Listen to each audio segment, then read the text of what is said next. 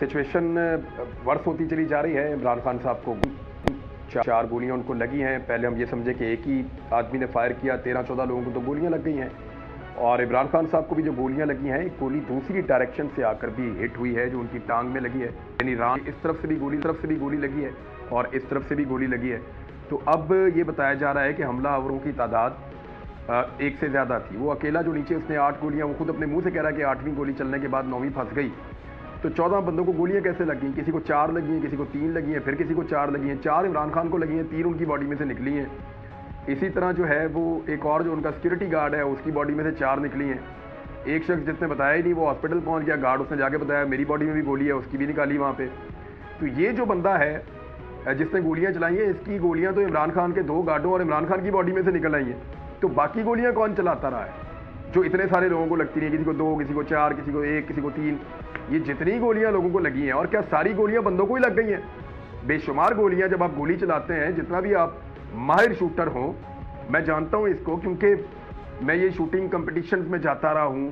मेरा असले के अंदर मुझे उसमें थोड़ा सा इंटरेस्ट भी है, मैं इन चीज़ों को जानता हूं। सबको पता है कि मेरे पास असला लाइसेंस भी ज़्यादा है और मैं शूटिंग के कंपटीशन में जाता रहा हूँ, इन सारी चीज़ों को देखता रहा हूँ, मैं इन चीज़ों को समझता भी हूँ और मेरा एरिया ऑफ इंटरेस्ट है, मुझे इसका शौक है।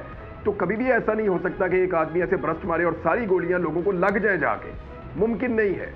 बेशुमार गोलियां हवा में जाती हैं, बेशुमार गोलियां जाती हैं हवा में, और वो गोलियां कहाँ गई? तो इतने सारे लोगों में से इतनी सारी गोलियां निकली हैं और कुछ छू कर गुजरी हैं और बाकी जो हवा में गई हैं, तो ये कोई एक हमलावर हो नहीं सकता। आजम सवाती साहब की प्रेस कॉन्फ्रेंस को सुना है, इंतहाई तकलीफ से है। जिस दिन इमरान खान साहब को गोलियां लगी, मैं उस दिन अस्पताल गया था, वहां मुझे आजम सवाती साहब मिले थे। मैंने उनको मिलकर उनसे माफ़ी मांगी। मैंने उनसे कहा कि जी, मैं बतौर पाकिस्तानी आपसे माफ़ी मांगता हूं कि हम आपके लिए वो नहीं कर पाए, हम आपको वो इज्जत नहीं दिला पाए जिसके आप मुस्तहिक थे। एक 75 साल के बुजुर्ग के कपड़े उतारे गए इस मुल्क के अंदर और हम कुछ नहीं कर पा रहे, इसलिए मैं आपसे माफ़ी चाहता हूं।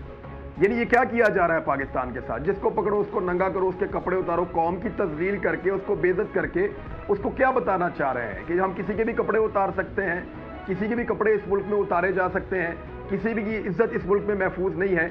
अपर हाउस का आदमी है और सेनेटर है और उसके कपड़े उतार दिए गए, उसको नंगा किया गया, फिर उसकी एक वीडियो लीक की गई जाली बना के। वो कह रहा है जाली वीडियो बना के मेरी लीक की गई है, मेरे कपड़े उतारे गए। एक सच वो ये बोल रहा है, दूसरा बता रहा है कि मेरी बीवी को वीडियो भेजी जा रही है, मेरी बेटी को वीडियो भेजी जा रही है।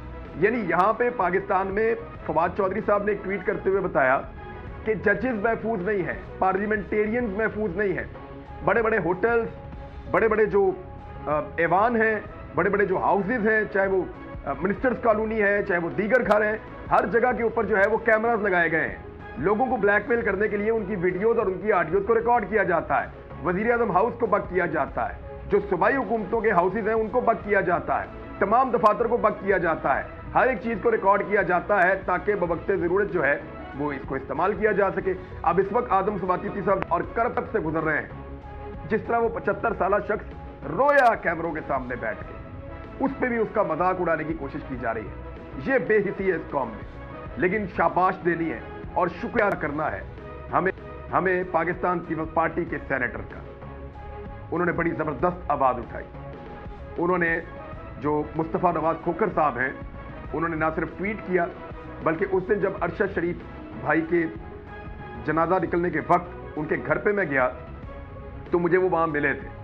वहां पे भी उन्होंने बड़े ठीक अल्फाज बोले और उन्होंने पूरी बात सुनी और वो जानना चाहते थे कि ये क्या हुआ था इस सारे के पीछे। जब मैंने उनको हकायक बताए, वो काफी रंजीदा थे और बहुत दुख में थे, और उसके बाद अब फिर उन्होंने साबित किया कि वो हक के साथ खड़े हैं। इसी तरह इन सब लोगों को हक के साथ खड़े होना चाहिए। कब तक आप लोग डरते रहेंगे वीडियोस से, फाइलों से, चीजों से? कब तक आपको धमकाया जाता रहेगा? क्या आपने कोई कौमी राज चुरा लिए हैं? क्या आपने मुल्क से गद्दारी कर दी है?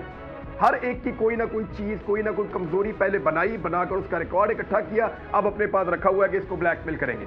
तो इस तरीके से लोगों को ब्लैकमेल किया जा रहा है। ये है जी पाकिस्तान के अंदर एक बदकिस्मत सूरत हाल जो कंट्रोल नहीं हो पा रही। अब मेरे साथ जो मेहमान मौजूद हैं, मैं उनका तारुफ आपको करवा दूं, लेकिन इमरान खान साहब के पैमरा के ऊपर पे पाबंदी लगी है कि इमरान खान साहब को अब टीवी पे नहीं दिखाया जा सकता। याद रखिए, वो पाकिस्तान का सबसे मकबूल लीडर है सबसे ज़्यादा वोट उनको पड़ते हैं, सबसे ज़्यादा इलेक्शन वो जीतते हैं और इस वक्त उनका पाकिस्तान में डंका बज रहा है। वो जहां पहुंच जाते हैं वहां से जलसा जुलूस शुरू हो जाता है। तो इमरान खान